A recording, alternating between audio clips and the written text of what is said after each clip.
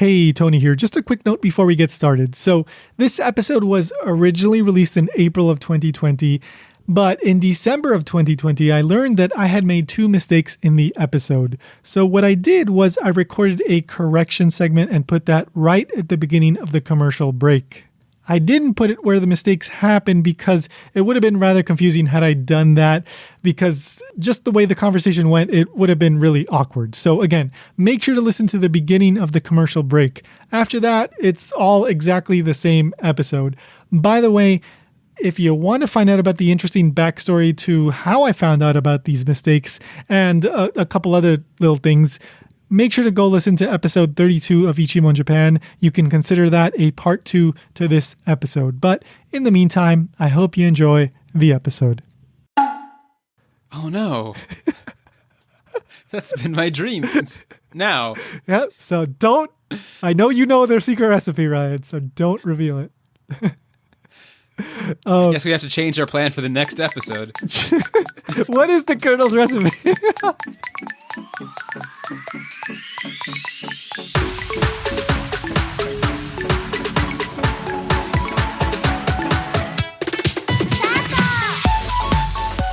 Welcome to Ichimon Japan. I'm Tony. And I'm Ryan.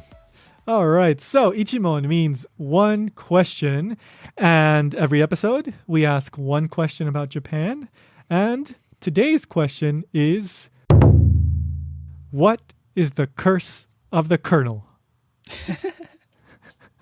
So we're not talking about corn here. We're not talking about corn. We're talking about Kaneru Sandas, or as they call him in Japanese usually, Kaneru Oji-san, which is like Colonel middle-aged man, I guess. Colonel Uncle? Colonel Uncle? Yeah, it could be Uncle. Oji-san is also like a generic term for... Yeah, for just like older dude. Older guy, yeah. Older than someone you would call Nissan. Exactly, yeah, it's all relative. So a little bit of context. This is an episode that we were planning already for a few weeks. And actually, we have like 10 episodes already recorded. And this was originally going to be released like way later. But I started a Patreon page. And which is a crowdfunding website where you can support people doing interesting things like this. And if you like us and what we're doing, you can go pledge a certain amount every month. The minimum is $2. So somebody pledged. His name is Robbie. He's the first guy to do so. Hey, Robbie. Thank you, Robbie. Thank you so much. And he just, we were messaging and he said, hey, if you guys can do something baseball related, that would be cool. Now, neither of us are super knowledgeable about baseball, right, Ryan? I think I can literally not name an active baseball player right now. No, that doesn't mean that we can't do an episode of baseball. I would still love to try to find some interesting angle and try to offer something, unique. To be completely fair, I don't think we've been knowledgeable about 90% of these topics before we plan to do them. Exactly. Yeah. It's not like, what's one we've already released? Momotaro. Yeah, I knew the basic story of Momotaro, but but I didn't know. I read a dissertation about Momotaro, so I'll put it that way, right? We do research. Yeah. I'm willing to do. We'll learn baseball. Yeah. Exactly. So, but we already had this episode, which you're about to listen to, or you're in the process of listening to in the works, and this is tangentially related to baseball. So, hopefully you find it interesting. But let's get. It's a little more than tangential. Well, yeah, it's definitely. It's definitely related. It's just not about play. The actual game itself. It's about the consequences of fans. All right, so let's start with KFC. Why don't we? KFC. Everyone knows about Kentucky. Yeah, Kentucky Fried Chicken, or KFC, or in Japanese, usually they just call it Kentucky, I think, right? From my experience, if you call it KFC, even though the signs say KFC, people will not know what you're talking about. Yeah. So, in commercials and whatever, most commonly you'll just hear Kentucky. And it's everyone's Christmas dinner. It is, yeah. That's not a joke. It actually is. Fried chicken is the default Christmas dinner. Specifically Kentucky. Yeah. All the other fast food places have just tried to cash in on the craze, but they were the ones that started it. So Kentucky Fried Chicken was started in 1970, in Japan, and it's become I think for a long time it was the main fast food place. These days, McDonald's is maybe number one, or they're maybe like 1 and 2, but there's plenty of other fast food places now. So Kentucky Fried Chicken is not like the default anymore, but still a big deal. Yeah, I don't know the exact numbers. It feels like McDonald's outnumbers them, but KFC is definitely number 2. Yeah. And if you've ever been to a KFC in Japan, then you've almost certainly seen a statue of Colonel Sanders, right? Like most of these places have them. Colonel Sanders? Do you mean Kaneru Sanders? Kaneru Sanders, or like I said, Kaneru Oji-san. So usually these places, according to an article that I read published in either 2018 or 2019 on the KFC Japan website, they didn't have a specific date, but just judging from the information they had on there, it was either 2018 or 2019. There are about 1,500 stores across Japan, and about 1,000 of them have these statues. So 2/3. And these statues are of Colonel Sanders. They seem, I don't know what they're made of, but kind of like a hard, they're hollow if you like. They're made out of kernels, like real life kernels. If you knock on them, you can tell they're hollow, but according to what I saw on their website, they are 26 kilos in weight.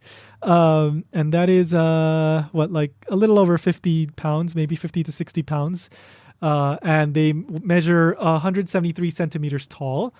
That is like between 5'6", 5'7". And they are based on a 60-year-old Colonel Sanders as the model. I was not aware they were so standardized. Yeah. This is on the KFC Japan website. They have a graphic that tells you all the measurements, like the sides and the the height and the weight, everything. According to the website, it is almost life-size because the original real-life Colonel Sanders was 180 centimeters tall and 90 kilograms. Okay? So that is probably close to like 200 pounds. And what is 180? How tall are you, Ryan? I'm 183. And what does that translate to in American? About 6 foot 1/2 inches. So I would guess the original Colonel, the real-life Colonel, was about 6 foot tall then. Yeah, maybe tiny bit under. Yeah. So slightly smaller than the real Colonel, but still pretty much, like almost life size. And usually they have their hands like in front of them, like bent at a 90-degree angle forward, so you can kind of like shake its hand and touch its hands. So they're all over the place.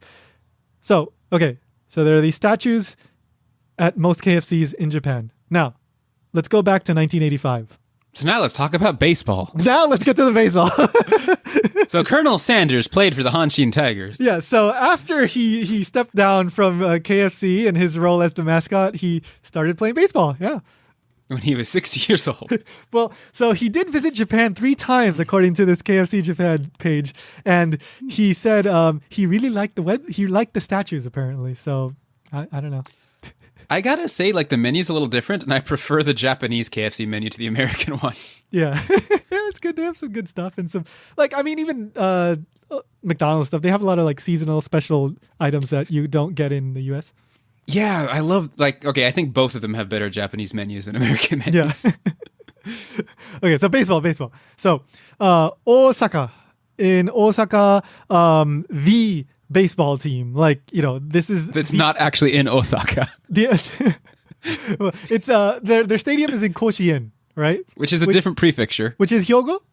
Yeah, Hyogo. Right? So Hanshin means so they take the second kanji Saka from Osaka, and that becomes Han, and then Shin is the first kanji of Kobe, which is pronounced Shin in this case, so Hanshin Tigers. So it's the Osaka Kobe Tigers, I guess you could translate it like that, but people normally wouldn't. So they represent that area. And they're a big deal, of course. They are the hometown baseball team, and there's plenty of Hanshin Tiger fans. And are they owned after the railway Hanshin, or is that just? Yeah, I'm pretty sure they are. Yeah. Okay, I thought that's where they got it from. Yeah. Same thing, I believe, with this. Like, for example, Yomiuri Giants, they're named after the newspaper, right? The Seibu Lions, I think that's after the what's it called? The like department store chain. Oh, okay. And then there's the Nippon Ham Fighters, which I believe is named after Nippon Ham, a ham like sausage company. So yes, in the USA, they're all named after cities. Here, they're all named after businesses. Yeah, and interestingly, and this is here a little baseball trivia, a lot of these baseball team names were based on the American team names when the league got started. So I think, if I'm remembering correctly, the Detroit Tigers was the team that Hanshin Tigers took the name from. I think there was a team called the Tigers. So the same for the Giants, right? I think now it's the San Francisco Giants, but they were probably something else before when the whole thing got started in Japan. So there is indeed a Detroit Tigers website. Yeah. So again, but from baseball, 1894 they started. Wow. Oh, okay. So yeah, then maybe Hanshin Tigers was that seems like likely, but I did not check this information, so tiny chance that I'm not remembering something correctly. Anyway, so Hanshin Tigers, Osaka baseball team, 1985. They win the Japan series. Okay, that is the national championship, which is the equivalent of the World Series in the U.S., which is a misleading name. Not World. It's not World. Yeah, it's a misleading name because my understanding is that the World was actually an old newspaper and they named it after the newspaper, but then they just kept the name. So now it's because there is actually like a World Baseball competition too, right? Yes, exactly. Yes, and that happens every few years. I think like 3. Yeah, I or 4 remember years. Japan won Twice, 8 years ago, I maybe. think. Yeah. I was living in Japan when that happened. It was a big deal. I remember one of my students when I was working at an Eikai was very disappointed because it was the first time ever Japan had beat America. So he wanted to like brag to me, I guess, and I had literally never heard of the competition in my life. No, you're like, what is baseball? What is this sport you speak of? Yeah, he's like, oh, last night, did you hear the big news? Like, Japan beat America. I was like, wow, in what? Like, in baseball. Like, oh, they play each other? Oh, well. So they win the Japan series, and, like baseball fans, or really sports fans around the world, Osaka fans, they can be pretty rowdy sometimes.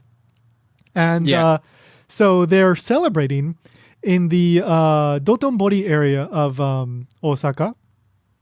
And we're going to talk a little bit more about Osaka in an upcoming episode that's all about Osaka, which we have not released yet, but it's ready. It's coming soon. But let's explain what the Dotombori area is, Ryan. So it's a very famous shopping tourist attraction area. Mm-hmm. Specifically, it's like a bridge over a... it's a canal, but river. They call it a river, Canal, but yeah. Canal, river, whatever you want to call it. It has many famous landmarks. That's where the Griko Man sign is. Yeah, that guy, the marathon runner that's like in neon lights. That, it's a big sign. There's like a famous crab restaurant that has this like animatronic crab in front of it. Yeah.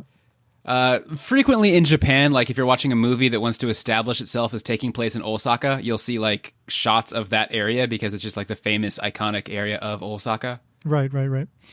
So, and it's connected to, it's right next to Shinsaibashi, which is another... Yeah, Shinsaibashi, Namba. Yeah, both popular shopping areas. And that area is also known for food, so you can get a lot of takoyaki, the octopus balls, like they have stalls there, the okonomiyaki, those kind of like pancake-ish, kind of crepe-ish. It's a little bit like more old-fashioned in Osaka touristy areas. Instead of being like Umeda is a very modern shopping area, this one's more like... series of shotengai, which are like long hallways with shops on both sides. Yeah. So, anyway, so this Dotombori area became a hub of celebration. So after they win the Japan series, the Hanshin Tiger fans, they all go there. And now this is something that I just found out. I was looking into how this tradition of jumping into the Dotombori River / canal started. Okay, so apparently it started in 1985, and the first guy, according to the story, was actually a Giants fan, which is the Tokyo enemy team, of Osaka, right? Which is not in Osaka. So he was there for some reason, but he was a rakugo performer actually, which is like Japanese sit down comedy. But anyway, so what apparently was like a bet kind of thing where he said, I'll jump in the Dotombori River if the Hanshin Tigers win, and they won, so he had to jump in the river. So the story is that the first person to jump into the river was actually not a Hanshin fan, but a Tokyo fan. So I guess we're lucky this tradition didn't become throwing Tigers or Giants fans into the river. Oh, God, no. Especially, and we're going to talk more about the whole tradition thing here, but yeah, that could be deadly. But so apparently that was the first guy, and that was, I guess, during the celebration. But at some point during the celebration, the story is that people started jumping into the river, like that vaguely resembled the team members that won the championship, right? So I don't know what the team members' names are, but for example, if there was a pitcher named Tanaka, oh, this guy, he looks like Tanaka, you jump in the river. And so the guy that looks like Tanaka would jump into the river. But then they got to Randy Bass. All right. So Randy Bass was a batter. He was really, really good. He's remembered, although he played in the major leagues in the U.S. for 6 seasons on 5 different teams starting in 1977. 1982, his contract ended. He started playing for the Hanshin Tigers. He had an excellent batting record. He still has, apparently, from what I read, one of the records for, I think he batted a .400. No, he was close to a .400. And again, this is me like totally just, I remembered this. I don't really understand what this means. I think that's a pretty good average. Yeah. So he still holds that record in Japan, and he got the MVP for the championship game or for the championship series in 1985.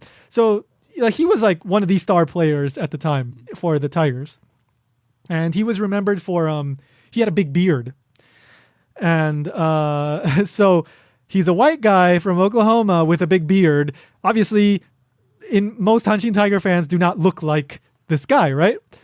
Some guy somewhere, a couple of guys maybe, they got the idea, let's throw in the Colonel Sanders statue that we were just talking about, right? There was a nearby KFC that had a Colonel Sanders statue in there. Oh, it's a white guy that has facial hair. Okay, close enough. So probably... He's probably eaten fried chicken at some point in his life. That too, yeah. So they, I guess a group of them, they grab him and throw it into the Dotombori River. And they're all having a good time and yay. And that's it.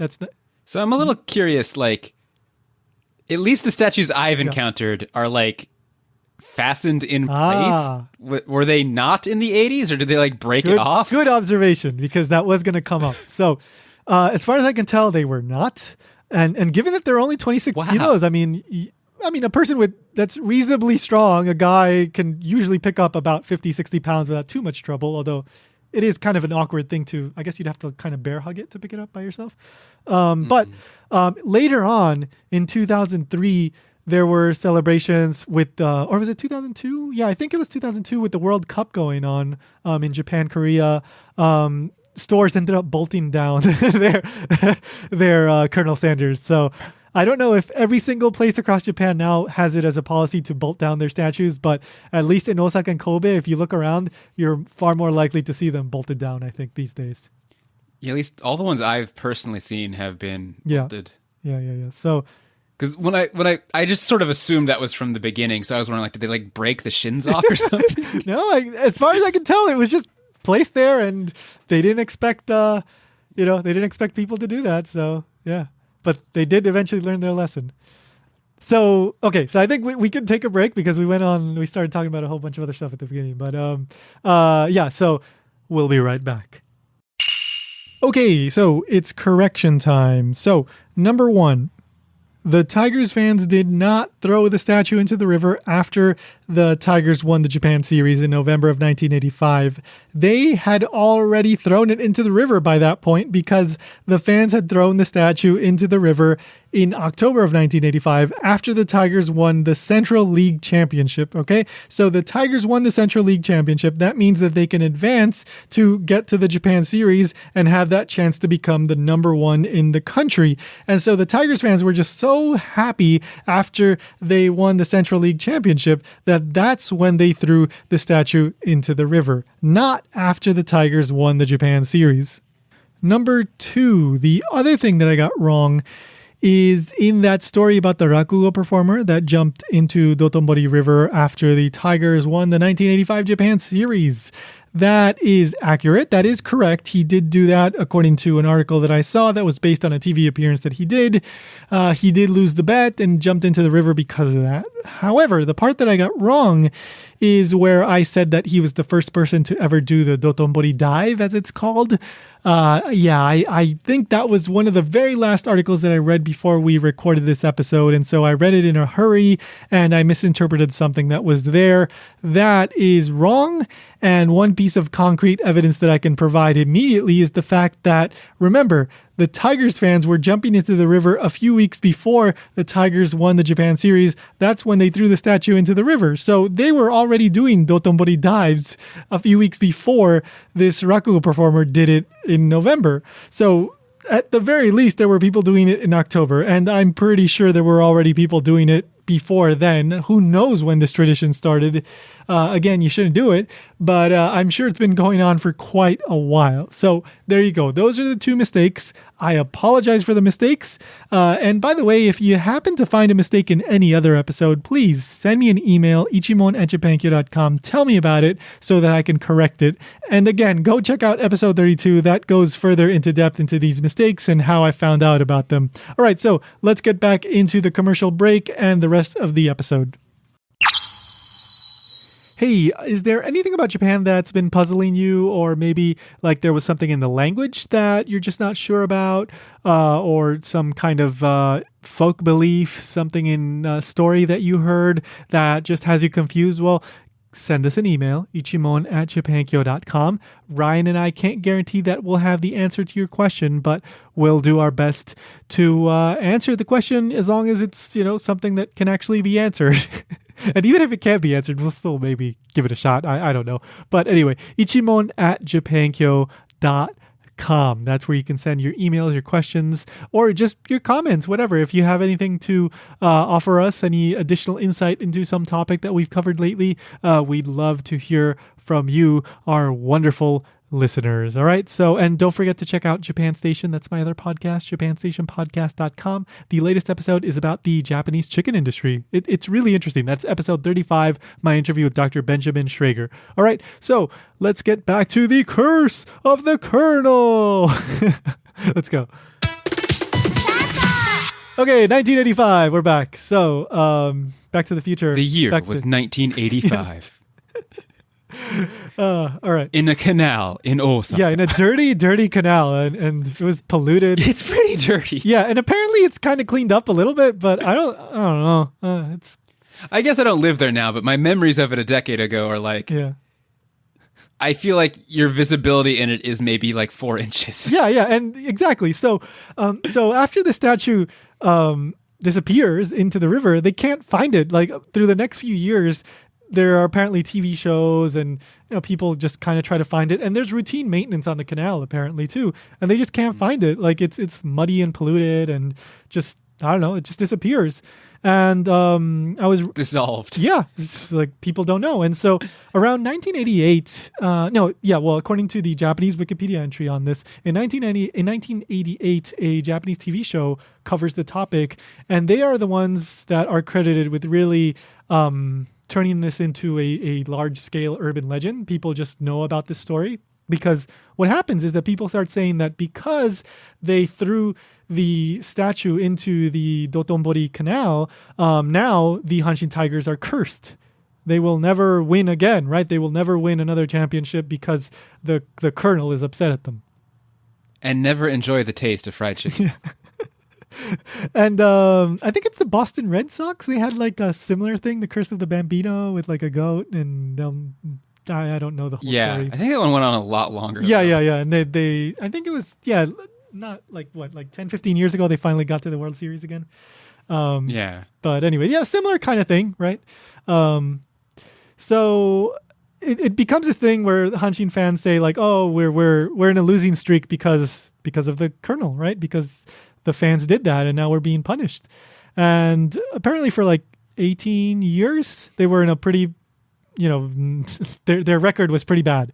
But then in 2003, they managed to become the Central League champions. And in Japan, there's the Nippon Professional Baseball. That is the like the equivalent of the MLB, the Major League. That is the professional league. But then within the Nippon Professional Baseball, there are two leagues. There's the Central League and the Pacific League. And in Japanese, often they just shorten it to Seirigu and Parigu.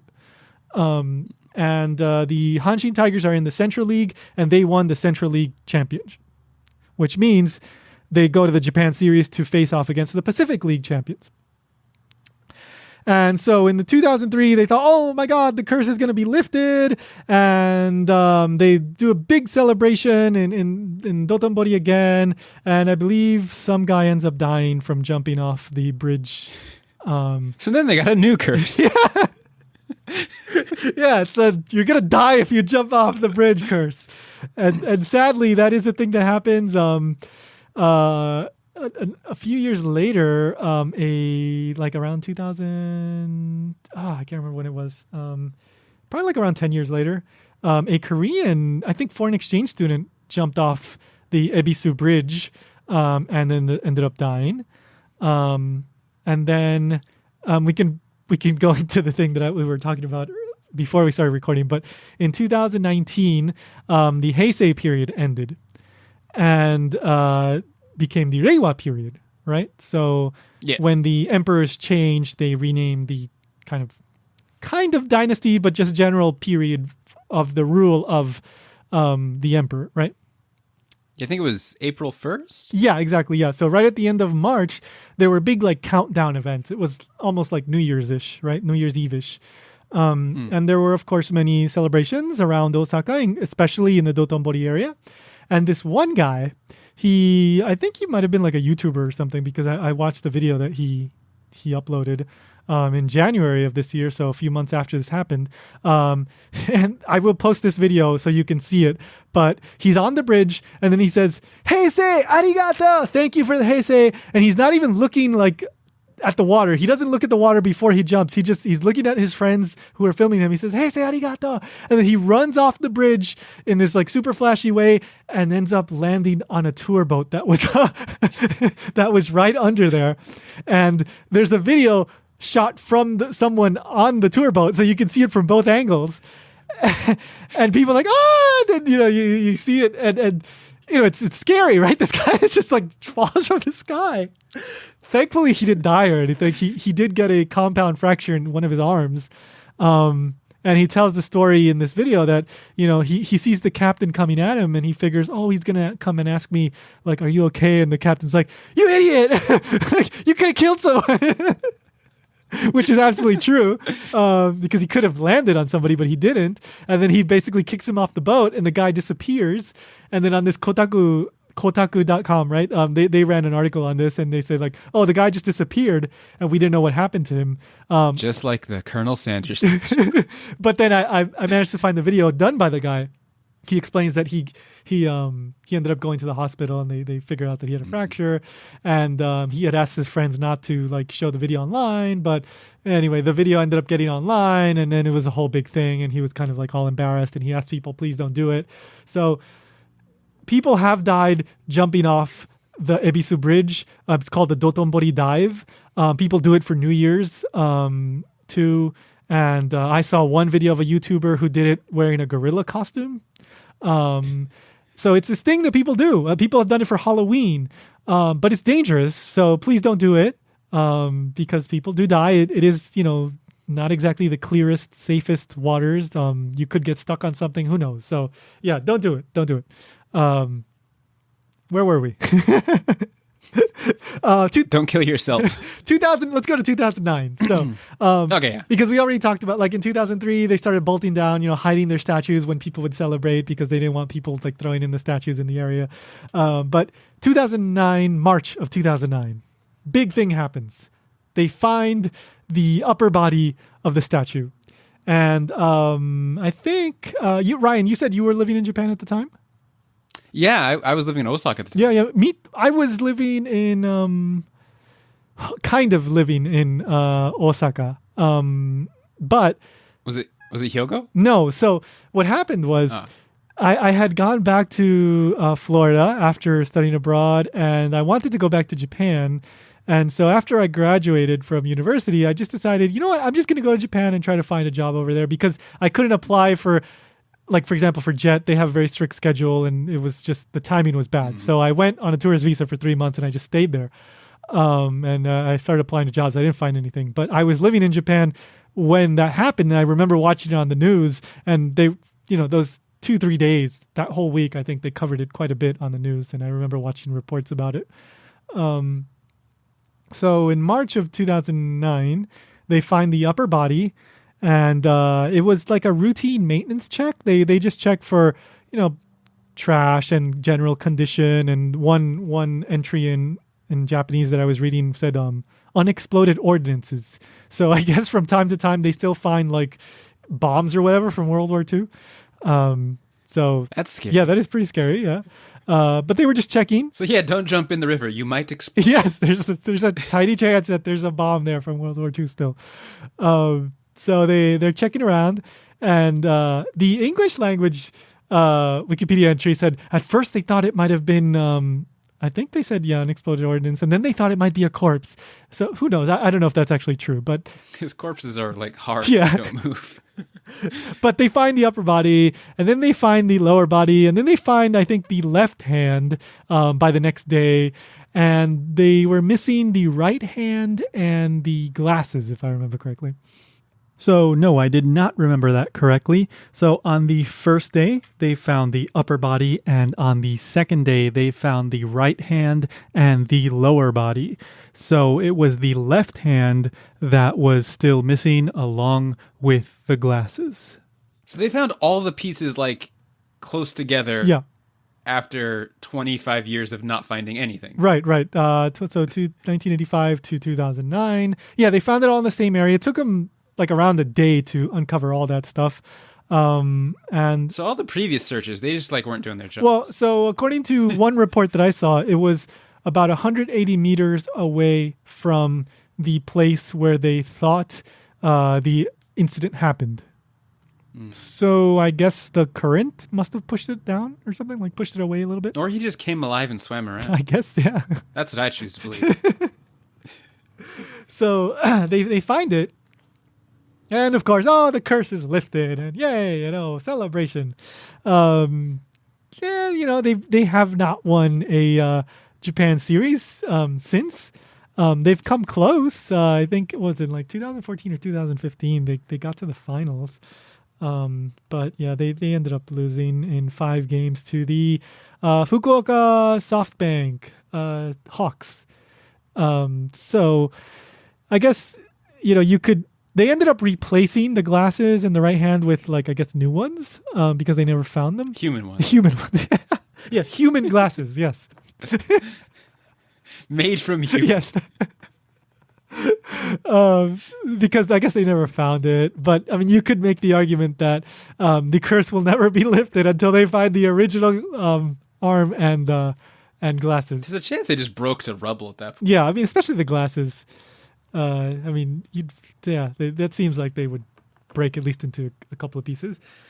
So where is the statue then? So it kind of floated around for a bit. The original KFC that was where they stole the statue from was no longer there. I guess it had closed down at some point in the past, 30 years. So it kind of floated around for a while. At one point, it was at a KFC that was near Koshien Stadium, which is the home stadium of the Hanshin Tigers. Then at one point it was in the corporate headquarters of KFC in Tokyo, but then that headquarters moved to Yokohama. And in 2017, they ended up sending the statue back to Osaka to the corporate offices of KFC because, Osaka is the hometown of the Tigers. And now it is, as of 2017, as of the last article that I was able to find, it is still there, but the general public can't get access to it. So, because too many people keep trying to throw it back in the river. People keep trying to steal it.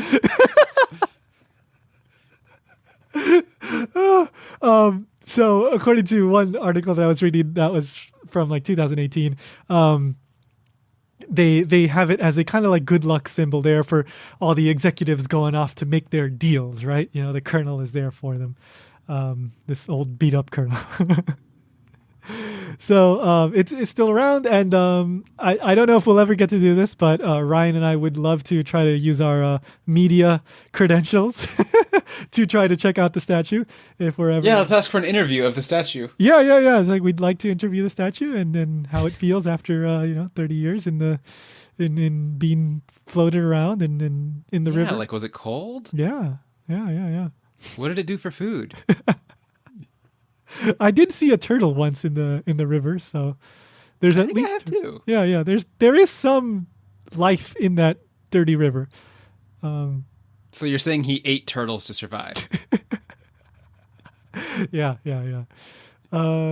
One other mention of the Curse of the Colonel. Apparently, it's been said that if you reveal the 11 herb and spices of the secret recipe of KFC, that the curse of the Colonel will fall upon you. So I guess that means you'll never win a Japan Series championship if you do that. Oh no. That's been my dream since now. Yeah, so don't. I know you know their secret recipe, Ryan, so don't reveal it. I guess we have to change our plan for the next episode. What is the Colonel's recipe? Okay, so one other little tangent here that still kind of loosely connects to this is Randy Bass. All right, so Randy Bass is the star batter that was in the Tigers that helped them win the championship in 1985, and of course he vaguely resembled, as a white guy with a beard, the Colonel, so led to that whole thing. But a couple interesting things. So first of all, when he went to Japan, he started using the name Ba-su. So Ba, and then the elongation of the vowel A with the little horizontal line, and then Su, Ba-su, not Basu. Okay, Why is that? So apparently, Basu means bus in Japanese, like an omnibus, like a public transportation bus, right? Yeah. So they elongated the vowel so that, because Hanshin also has buses, they didn't want headlines to be like, Bass is unstoppable, right? Because he's like getting a bunch of hits, or Bass explodes or something like that, right? Because if he's doing a really good job, they'll use this kind of exaggerated language to describe that he's hitting a whole bunch of home runs. So people could get the mistaken idea that a Hanshin like public transportation bus exploded or didn't stop or something like that. So he started using Basu instead of Basu. Okay. Second interesting thing.